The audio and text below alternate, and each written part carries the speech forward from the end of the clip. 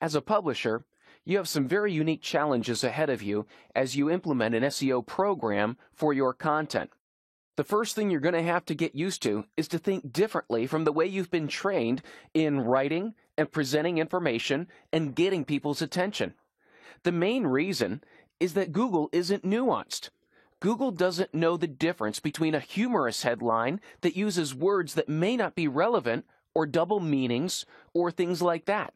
You see, when you write a nuanced headline, like we've been trained to do in writing, we want to get people's attention, we want to present maybe a humorous twist to it, or something that's slightly different in order to get people's attention. Unfortunately, that just doesn't work with Google. One example of this is a financial publisher who published an article entitled, "Why Brazil is So Hot."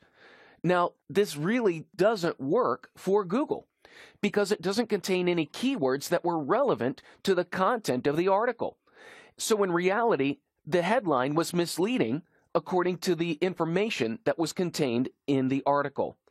And so the ability for this article to rank well for the actual content of investment opportunities in Brazil, it didn't happen because the title, the most important element of that page, was too nuanced in order to provide any value of rankings. Now, on the other side of this, another publisher wrote an article called Holiday Time Travel, and it was ideas about travel that people could take with their families during the holidays and short trips that they could take in the car. Unfortunately, when they looked at their analytics, they saw that this article was one of the most popular articles on the site, and traffic had increased dramatically to this article. They were excited about that until they saw the keywords that were sending people to this article. Apparently, that article was ranking very high in Google for the phrase time travel. So they were getting a lot of people finding the article for something that it wasn't really about. And so as a publisher, you need to be aware of how search engines will view the title of your article.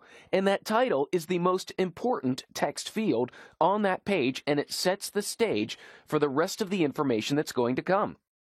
One thing that you can do that will immediately increase your search engine rankings is to make a difference between the page title and the headline, the H1 of the page. Here's an example at time.com where the page title, which is in the top of the browser bar, is the exact same title as being found for the article. So the H1 and the page title are duplicated. And what that does is it takes the two most important text fields you have on the page and it duplicates them. Instead, the Wall Street Journal takes a very different approach, and it's very effective. It says the same thing in two different ways, using two different keywords and two different thoughts. And in doing this, they're both related. They both contribute information that both the search engine and the reader can process. And in doing so, in the search engine results, the page title will show up in the blue underlined text, and the headline of the article will show up in the description. And so it gives you that added punch to attract searchers that this is the article that they want that will answer their question. So the first rule is not to duplicate the title and the H1. For one client, we did that, and it was the only thing that had been done to that site in a few months. Changing just the title and the H1 to be different, challenging the writers to create a title as well as a headline for their articles, resulted in the search traffic doubling to the site in just 1 month. It makes that much of a difference. Another reason is because it increases the long-tail search terms. You're increasing the relevance, and you're increasing the amount of terms that you are relevant for. Now, something else that is critical for publishers is in showing related content. People that come to your publication to read an article are also interested to know what else has been written, what's popular, and what's being commented on. Showing those as part of the layout increases what we call the social proof. That is, that people tend to do what they see other people doing. When you show that these are new articles the most popular articles, the most commented articles, or the most forwarded articles. That lets people know that other people find these valuable as well, and they will click on those.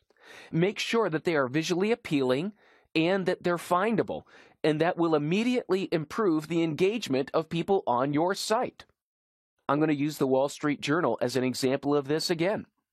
Across the top of the article are content tabs with different multimedia content.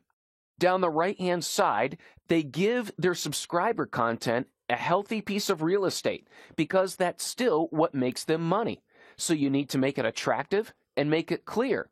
Make sure that you are pulling people in to do things that make you money. After the subscriber-only content, you can see that there's related content, most popular content, recent, and then the author information.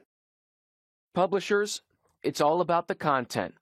Everything you do, every headline, subheading, page title is going to be used to compete with other publishers writing about the same thing.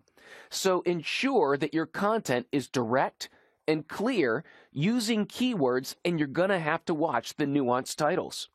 Evaluate your calls to action and make sure that you are giving enough real estate and enough clarity to the actions that make you money, such as subscriptions. If you don't get the subscription, make sure you get an email address. Give that promise of value, of good information, in order to get that email address, because then you can continue marketing to them until you do get their subscription. Allow people to interact with the content by seeing the related content that's there and keep drawing them through the site to persuade them that you are a source for the information that they need.